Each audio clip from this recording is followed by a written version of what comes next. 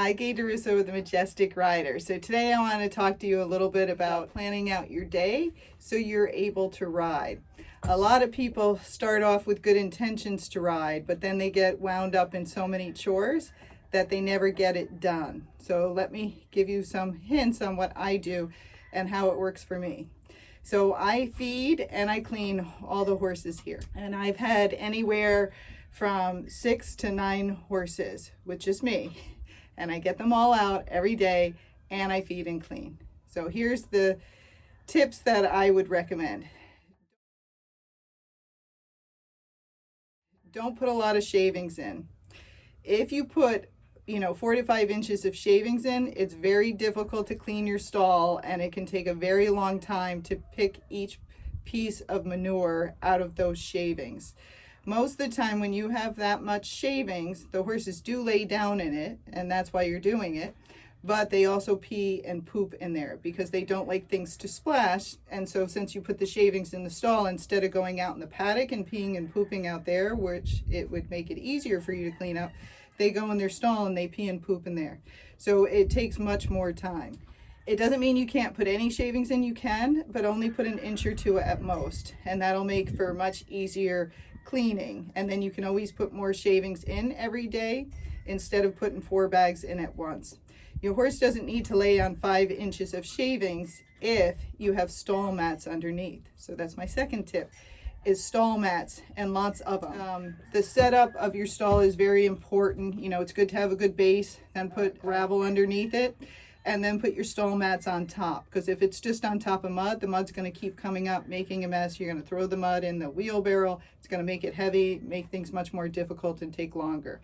So set your base up well, put the stall mats on top, and then just put a little bit of shavings in there. So they still have cushion to lay on, but then they won't go in there as much to pee and poop. With your mats, besides putting them in the stall, I put them in the paddock. I put a fair amount in the paddock, and then I leave a small area that's either dirt or gravel, and that's where they can go pee because they don't like to be splashed.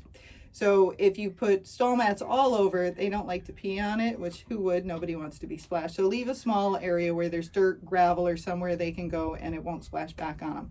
But everywhere else, I would put mats. They can still roll on the mats, they can itch on the mats, but again, it's much quicker to clean. If you're trying to pick out of dirt or your pitchforks getting hooked in the grass, everything takes much longer, and you're going to be picking up mud and rocks, and it's going to make your wheelbarrow much heavier as well. So that's my tip with the mats. Okay, so I want to show you one of the stalls. So see how it's mostly mats, and then over there's a small section which is gravel, because before it was mud. We put gravel there so they can roll there and they can pee there.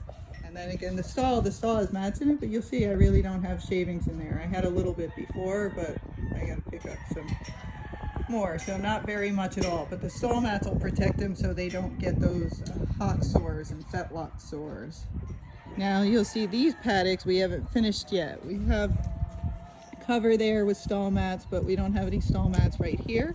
It's so much harder for me to pick the manure up and takes much longer. So we're going to put stall mats down there. That'll make it much easier and quicker for me. And I know some of you are like, we don't have money to do that. Again, your time is your money. So save time, because you can work longer and do other things if you're not spending all the time on your stalls. When I first arrived to the barn, the first thing I do is feed everybody. And I like to feed in hay nets for several reasons, or some kind of slow feeder. Because one, it keeps the stall cleaner. If you just throw in hay, even if you have a hay feeder up on the wall, a lot of times they pull it out, they throw it on the ground, they eat some of it, and they pee and poop on the rest. And then hay's expensive, at least in California. It's $35 and more right now. I don't want them peeing on that. I want them to eat it, because then you got to feed more because they wasted that. So if you put your hay in some kind of container or hay net that they have to pick at it, they eat much slower. They'll usually poop in that area, which makes it easier to pick up. And then they don't put hay all over that you got to throw out. So that also saves you time. And then you'll see I packed all the hay bags up already. They're all sitting here. Right now I have 5 horses, so I have 10 bags. I have this afternoon and morning, and you can always get more. And they have to have small holes, otherwise they can eat too quickly out of them. You might have to do repairs over time, but it's well worth it to keep the hay not on the ground, and then they're also not eating, you know, sand, which is bad for them. And then this is a container I have the hay in, which is great. You know, I've been other places where I didn't have a container to put it in. It just had a cover and we had to tarp it, and it always gets moldy and you waste a lot of hay that way. So it's worth it to spend the money, get a container where you can store the hay, and then it also will keep the animals out of here as well, and it stays nice and dry because the hay is expensive, so you don't want to waste any of it. As they're eating their hay, that's when I go and clean all the stalls, okay, which doesn't take me very long. I can clean 6 stalls or more within a half hour if I have this set up well. Okay. I go and fill up the hay nets for the afternoon and for the following day. So now the horses have eaten, and it's an hour or so later, and then I start working the horses. If I have some messy horses, then I might pick their stalls, you know, in the middle of the day just to make it easier the next day. But then I start riding all the horses, and while I'm riding some, I turn some others out so they can graze, and then I just go back and forth and go through the whole scenario. A lot of people waste time on playing on their phone, so try not to play on your phone much. If you do, you know, give it a time limit, like 10 minutes, and, you know, a buzzard goes off, no more playing on your phone. Don't get stuck talking on your phone while you're doing these things, because that also wastes your time. Oh, and if you are going to talk on the phone, you know, do it when you're either packing the hay bags or when you're cleaning the stalls. Just put it on speaker, so you're never sitting still talking, you're moving and talking. That'll save you a lot of time. And then also around the barn, you don't want to get stuck talking to all the people there, because then again, it just eats up your riding time. And then before you know it, you're too tired, or it's getting dark, and then you can't ride anymore. Next thing is the water. So I use 40-gallon water tanks, and the reason I do that is they're easy to clean for me, and I can fill them up, and then I don't have to fill them up for several days. I like to let the water go down, and then once the water gets to a certain low level, then it's easy to dump out, and I can clean it really well, and then I will fill it back up. But if you fill their water every day, you have a small bucket, and you fill it every day, just that watering time takes up a lot of time. And even rolling up the hose to make it look neat takes a lot of time. So again, the bigger the container, but not so big that you can't clean it, the better. That's why I don't like 75 gallons, because they're too big, and if they poop in there, I got to trump out 75 gallons of water versus 40. Okay, and 20 gallons are usually too little. You'll have to fill it up all the time, but 40 to 50 gallons usually works pretty well. So it's a 40-gallon water. This is what I use. Try to keep it away, well, not too close to where they're eating, because if they're eating right there, then sometimes they'll back up and they'll poop in the water. That's not a good thing.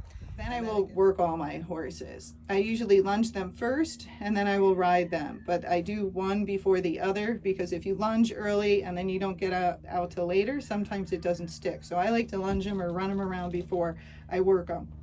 And with each horse, they have different days. So some horses I'm just doing groundwork that day. Other horses I'm taking on the trail, and some I'm riding in the arena. When you have all these different horses, as I do, you want to alternate and plan the days out. You don't want to think, I'm taking all the horses out on the trail today, because taking 6 to 9 horses out on the trail, you won't get it done. Okay? Because trail riding is always longer, at least for me, because I like to stay out there.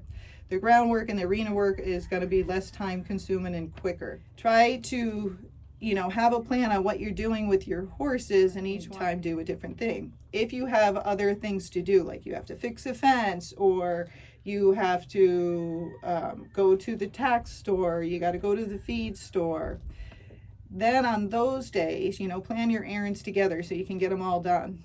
But on those days, you still get your horses out. I get these horses out every day, but you work them lighter. So then I might just lunge some, or I lunge them over poles or over jumps, or I might just do some groundwork, or I might take them for a walk down the road and let them see different things. And that way, since I'm not tacking them up, it's much quicker. But if I can get out 9 horses, clean and feed them all by myself, and I'm not a big, strong person, you can get your 1 horse out, or your 2 horse out, or maybe you do have 6, but you can get them all out.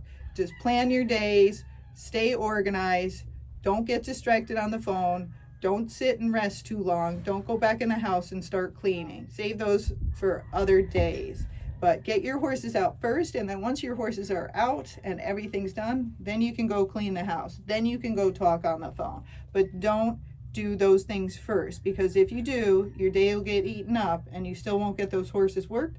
And every day they don't get worked, they usually will get crazier, nuttier, break more things, so you'll have to fix more things, and they might get fatter. And we all know that fat horses have a lot of medical issues. And I'm talking to people that are retired all day. Of course, if you have to go to work, that's different, but try to start keeping a schedule. And if you see you're not getting your horse out when you get home from work, or it's too dark, if possible, try to work them in the morning. And you can always work them just lightly before you feed them. Remember, out in the wild, they have to walk and walk to find food. So, 20 more minutes of not eating is not going to kill your horse. And it would be better for them to get exercise and get out, because it's much healthier for them than just be standing around all day. Another thing to do is have a board and write on there what you do with your horses every day, because then you'll see how much you're actually getting them out. And lots of us forget, especially if you have a bunch of horses, what you did with them the other day. So you can see, oh, I rode that one in the arena. Today I'm going to take it on the trail. Oh, I rode that one on the trail. Today I'm just going to do groundwork with it. Or I'm just going to let it loose in the arena and let it run around today, because today it's day off. I usually give them 2 days off. So the more organized you are, the quicker you'll get things done. But the more you also guilt trip yourself by writing things down and seeing, oh my God, I haven't gotten this horse out all week, will make you feel bad and might motivate you more to get those horses out. And I wanted to mention this too. This new barn that I'm at is 40 minutes from where I live. So I spend 2 hours in the car each day. And that's when I talk to people and get that other work done, or consulting and things. Because I can't be riding and working with the horse and doing a good job if you're on the phone the whole time. So again, manage your time well, be motivated, write things down, but again, prepare your barn as best as you can, because the drier it is, the cleaner it is, the easier it will be to manage. But if you let things get out of hand, or you don't clean the stalls for a couple of days, then it can be very overwhelming and it's very difficult. So just try to get things organized, spend the money up front, and it'll save you a lot of money in the end. Okay? So remember, organize, plan it out, stay focused, and you'll be able to ride.